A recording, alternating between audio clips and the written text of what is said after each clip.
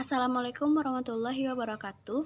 Saya Rahmatri Dani dengan NIM 20046144 akan menjawab ujian akhir semester telaah kurikulum dan buku teks sejarah. Soal pertama ialah, menurut analisis saudara, apa permasalahan utama pendidikan kita di Indonesia saat ini dan berikan alasan kenapa hal tersebut menjadi masalah utama menurut saudara. Baiklah, jawaban saya adalah, menurut saya permasalahan utama pendidikan di Indonesia saat ini ialah keterbatasan akses teknologi dan internet. Seperti yang kita ketahui bahwa pada masa pandemi seperti sekarang, seluruh sistem pendidikan dilaksanakan secara online dan juga berbasis internet. Masalah yang timbul di sini adalah keterbatasan jangkauan internet di daerah-daerah terpencil, sehingga mereka tidak bisa dengan nyaman mengikuti pembelajaran. Kenapa hal ini menjadi permasalahan utama? Dikarenakan masih begitu banyak daerah-daerah di Indonesia yang belum merasakan akses sinyal internet. Oleh karena itu, menurut saya, permasalahan ini wajib dan patut dipertimbangkan dan mencari solusinya. Baiklah, soal nomor 2. Program Merdeka Belajar sedang gencar-gencarnya dilakukan oleh pemerintah, mulai dari melibatkan seluruh guru untuk menjadi guru penggerak, sekolah penggerak, dan juga melibatkan perguruan tinggi untuk turun ke lapangan mengawasi jalannya kurikulum di sekolah, dan banyak program lain lagi. Tentu semua program tersebut membutuhkan anggaran yang tidak sedikit yang harus dikeluarkan dari APBN. Berikan analisis saudara mengenai hal ini. Apakah kita benar-benar membutuhkan semua program Merdeka Belajar tersebut, atau ada hal yang lain yang lebih krusial yang harus dibenahi dalam pendidikan kita terlebih dahulu? Apa hal krusial tersebut dan kenapa? Baiklah, jawaban saya adalah, menurut saya, tidak salah jika pemerintah ingin melakukan program-program yang dianggap mampu membenahi sistem pendidikan di negara ini. Tetapi menurut saya akan lebih penting anggaran yang dilaksanakan untuk kegiatan program-program tersebut lebih digunakan untuk membantu siswa-siswa yang dianggap tidak mampu, dan juga bisa kita gunakan untuk membangun tower-tower internet di daerah terpencil supaya mereka bisa mendapat sinyal yang dimana akan menunjang pembelajaran mereka dan dimana akan menjadikan siswa-siswa tersebut akan menjadi penerus bangsa yang akan berkualitas. Baiklah, soal nomor 3. Ambillah salah satu contoh materi pembelajaran sejarah Indonesia, kemudian saudara analisis pembelajaran karakter yang terdapat dalam materi tersebut dan berikan alasan. Materi yang akan saya ambil di sini adalah masuknya agama Hindu dan Buddha.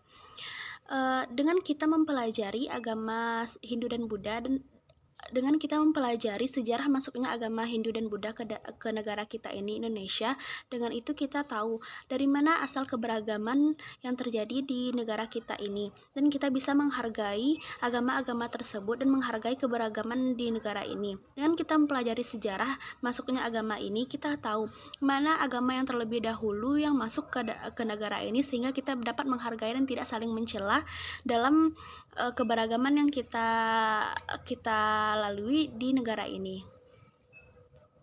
Baiklah, soal nomor 4. Ceritakan pengalaman pribadi saudara selama sekolah menengah tentang pembelajaran sejarah dan analisis menurut saudara apa hal yang mendasar yang harus dibenahi dalam pembelajaran sejarah. Baiklah, pada saat saya masih sekolah menengah, pengalaman saya adalah pada saat guru sejarah saya menjelaskan di depan kelas, beliau hanya menceritakan materi-materi dan poin-poin yang ada pada pembelajaran tersebut. Beliau hanya terkesan menjelaskan secara rinci dan tidak melakukan diskusi terhadap kami, dan tidak melakukan seperti pembelajaran diskusi dua arah. Beliau hanya menjelaskan seperti menceritakan kejadian di masa lalu kepada kami, dan itu menurut saya membuat saya cenderung merasa bosan dan akhirnya berujung mengantuk di kelas.